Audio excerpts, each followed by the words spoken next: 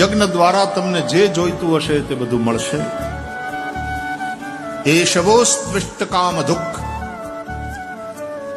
જેમ કામધેનુ ગાય બધી કામનાને પૂર્ણ કરે, એમ આ યજ્ઞ તમારી બધી કામનાઓને પૂર્ણ કરશે. એટલા માટે સનાતન ધર્મમાં યજ્ઞનું બહુ મહત્વ છે. યજ્ઞો વૈ વિષ્ણુ યજનમ યાગ, આવું વેદો કહે છે. આ યજ્ઞ એ ભગવાન વિષ્ણુનું એક સ્વરૂપ છે.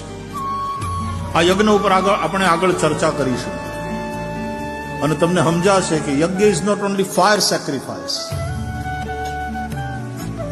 આખું આ સૃષ્ટિનું જે ચક્ર ચાલે છે એ યજ્ઞ ચક્ર જ છે. આ યજ્ઞ ચક્ર તૂટવું ના જોઈએ. યજ્ઞ કરો, યજ્ઞાદ ભવતી પર્જન્ય, એનાથી વરસાદ થાય છે, અને વરસાદ થાય એનું પરિણામ બોલે પર્જન્યાદ અન્ન સંભવ. એ વરસાદ થાય છે એટલે પૃથ્વીમાં આ અનાજ પાકે છે, અને અનાજ એનું પરિણામ બોલે અન્નાદ ભવંતી ભૂતાની.